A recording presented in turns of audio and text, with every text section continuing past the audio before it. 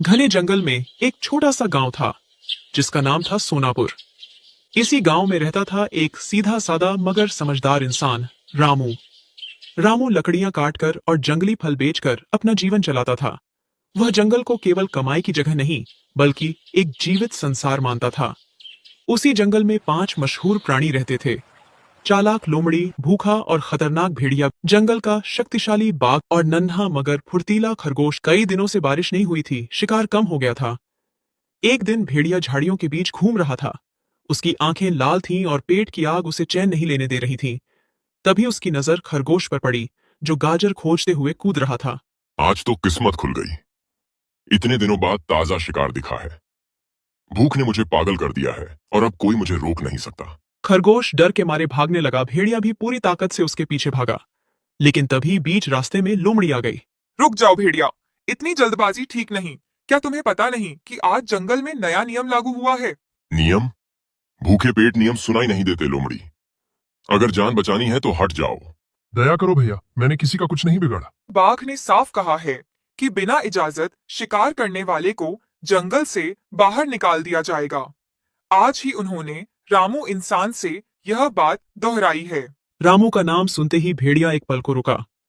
उसे इंसानों की आग और हथियार याद आ गए। तुम मुझे डराने की कोशिश कर रही हो, लेकिन भूख डर से बड़ी होती है। उसी समय दूर से लकड़ियों की चरमराहट सुनाई दी। रामू जंगल में आ चुका था। खरगोश झाड़ियों में छिप गया। लोमड़ी और भेड़िया आगे बढ़े। तुम दोनों यहाँ क्या कर रहे हो? इतनी आवाजें क्यों आ रही हैं? रामू, जंगल के हालात ठीक नहीं है। भूख सबको गलत रास्ते पर ले जा रही है। अगर अभी समझदारी न दिखाई गई तो नुकसान सबका होगा। तभी जमीन हिलाने वाले कदमों की आवाज आई और सामने बाघ प्रकट हुआ। जंगल में डर और झगड़ा मैं बर्दाश्त नहीं करूंगा। हर किसी को नियम मानने होंगे, चाहे वह कितना ही ताकतवर क्यों न हो। महाराज, पेट खाली हो तो नियम भी बोझ लगते हैं। मैं गलत नहीं बनना चाहता, लेकिन भूख ने मुझे मजबूर कर दिया है। भूख का इलाज हिंसा नहीं है। हम सब मिलकर रास्ता निकालेंगे। इसीलिए मैं रामू से बात कर रहा हूं, ताकि जंगल और गांव दोनों सुरक्षित रह सकें। अगर जानवर भूखे रहेंगे तो इंसान भी सुरक्षित नहीं रहेगा। हमें मिलकर ऐसा हल ढूंढना होगा जिसमें किसी का खून न बहे। सूरज ढल चुका था। जंगल अंधेरे में डूब रहा था। हर किरदार अपने मन में सवाल लिए खड़ा था। रात गहरी हो चुकी थी। जंगल में सन्नाटा था। रामू अब भी वहीं खड़ा था, जानवरों के चेहरों को ध्यान से देख रहा था। मैं तुम सबकी हालत समझ सकता हूं। अगर भूख यूं ही बढ़ती रही तो आज नहीं तो कल बड़ा झगड़ा जरूर होगा। हमें कोई ऐसा रास्ता निकालना होगा जिससे किसी को जान न गंवानी पड़े। रामू सही कह रहा है। जंगल में संतुलन जरूरी है। अगर भेड़िया आज खरगोश को खा जाएगा तो कल लोमड़ी डरेगी और परसों जंगल टूट जाएगा। संतुलन की बातें पेट नहीं भरती। कई दिन से मुझे ढंग का शिकार नहीं मिला। अगर आज भी खाली लौटा तो शायद मैं जिंदा ही ना रहूं। झाड़ियों के पीछे छिपा खरगोश कांपता हुआ बाहर आया। मैं छोटा हूँ, कमजोर हूँ, लेकिन मेरी भी जान की कीमत है। क्या हर बार भूख लगने पर ताकतवर ही फैसला करेगा? लड़ने से बेहतर है सोचना। जंगल के पास गांव है, खेत हैं। अगर हम अक्ल से काम लें तो सबका पेट भर सकता है और किसी का नुकसान भी नहीं होगा। आखिर तुम्हारा मतलब क्या है? तुम आखिर करना क्या चाहती हो? हमें बताओगी? गांव के बाहर जो पुराना कुआं है, उसके पास अक्सर मरे हुए जानवर फेंके जाते हैं। अगर भेड़िया चाहे तो मैं उसे वहां तक सुरक्षित पहुंचा सकती हूँ। थोड़ी देर भेड़िया रुक गया। उसकी आंखों में पहली बार उम्मीद दिखी। अगर यह सच है तो आज मेरी जान बच सकती है, लेकिन अगर तुम चाल चली तो परिणाम बुरा होगा। जंगल में आज से एक नियम होगा। कोई भी बिना वजह किसी कमजोर पर हमला नहीं करेगा। जरूरत पड़ने पर सब मिलकर हल ढूंढेंगे। मैं गांव वालों से भी बात करूंगा, ताकि वे जंगल के पास खाना बेकार न फेंकें और जानवरों को भूखा न रखें। इंसान और जानवर अगर मिलकर चलें तो डर कम हो सकता है। तो चलो, देर मत करो। भूख इंतजार नहीं करती। भेड़िया आखिरी बार खरगोश की ओर देखकर बोला, आज तुम बच गए, लेकिन याद रखना, यह दया नहीं, समझदारी की जीत है। और शायद यही जंगल को जिंदा रखेगी। रामू खड़ा सब देख रहा था। उसने मन ही मन सोचा कि अगर यह समझ बनी रही तो आने वाला समय बेहतर हो सकता है। रात के अंधेरे में चारों दिशाओं में अलग अलग रास्ते चले गए। अगली सुबह की पहली किरण जंगल में फैल चुकी थी। रात की घटनाओं के बाद जंगल कुछ बदला बदला सा लग रहा था। हवा में डर कम और उम्मीद ज्यादा महसूस हो रही थी। रामू गांव की ओर जा चुका था, लेकिन उसके शब्द अब भी जानवरों के मन में गूंज रहे थे।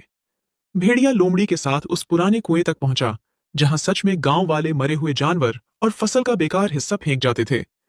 कई दिनों बाद भेड़िए को पेट भर खाना मिला। उसकी आंखों की जलन कम हो चुकी थी। आज अगर तुम मेरे सामने ना आती तो शायद मैं कोई बड़ा पाप कर बैठता। भूख इंसान ही नहीं जानवर को भी अंधा बना देती है। अक्ल का काम यही है कि वह अंधेपन से पहले रास्ता दिखा दे। ताकत से ज्यादा जरूरी समझदारी होती है। दूसरी ओर जंगल के बीच बाघ एक ऊंची चट्टान पर बैठा सब कुछ देख रहा था। उसे पहली बार लगा कि बिना दहाड़ के भी जंगल चल सकता है। अगर हर समस्या का हल शिकार होता तो यह जंगल कब का खत्म हो चुका होता। आज जो हुआ वह मिसाल बनेगा। खरगोश अपने बिल से बाहर निकला। अब उसकी चाल में डर कम था। वह सीधे बाघ के पास पहुंचा। न्याय तभी जिंदा रहता है जब सब उसे माने, ताकतवर भी और कमजोर भी। उधर गांव में रामू पंचायत के सामने खड़ा था। अगर हम जंगल को दुश्मन समझेंगे तो एक दिन वही दुश्मन बन जाएगा। जानवर भूखे रहेंगे तो गांव सुरक्षित नहीं रहेगा। हमें मिलकर रास्ता निकालना होगा। गांव वालों ने उसकी बात समझी। तय हुआ कि खाने का बेकार हिस्सा जंगल के किनारे एक तय जगह पर डाला जाएगा ताकि जानवर गांव में न आए। रामू फिर जंगल लौटा और बाघ से मिला। आज इंसान और जानवर दोनों ने एक कदम पीछे हटकर बड़ा कदम आगे बढ़ाया है। सही कहा। आज जंगल ने सीखा कि ताकत से बड़ा समझौता होता है। लोमड़ी, भेड़िया और खरगोश भी वहां आ गए। सब एक दूसरे को देख रहे थे, लेकिन इस बार नजर में डर नहीं था। मैं वादा करता हूं कि बिना वजह किसी कमजोर पर हमला नहीं करूंगा। और मैं ये समझूंगा कि हर ताकतवर दुश्मन नहीं होता। और मैं अक्ल का इस्तेमाल सिर्फ चल के लिए नहीं, सही रास्ते के लिए करूंगी। जंगल में एक नया नियम जन्म ले चुका था। भूख होगी, मुश्किल होगी, लेकिन फैसला मिलकर होगा। रामू मुस्कुराया और धीरे से बोला, जब सोच साथ चलती है तब जंगल भी परिवार बन जाता है। अगर जंगल और गांव दोनों समझदारी और बिना लालच से चले तो कभी कोई परेशानी खड़ी नहीं हो सकती। इंसान लकड़ी और फल ले जा सकते हैं और जरूरत पड़ने पर इंसान जंगल की मदद करे। ठीक है, तो यह तय रहा कि आज से इंसान और जंगल नए समझौते से नई शुरुआत करेंगे। सूरज ढलने लगा। जंगल शांत था, लेकिन वह शांति डर से नहीं, समझ से पैदा हुई थी।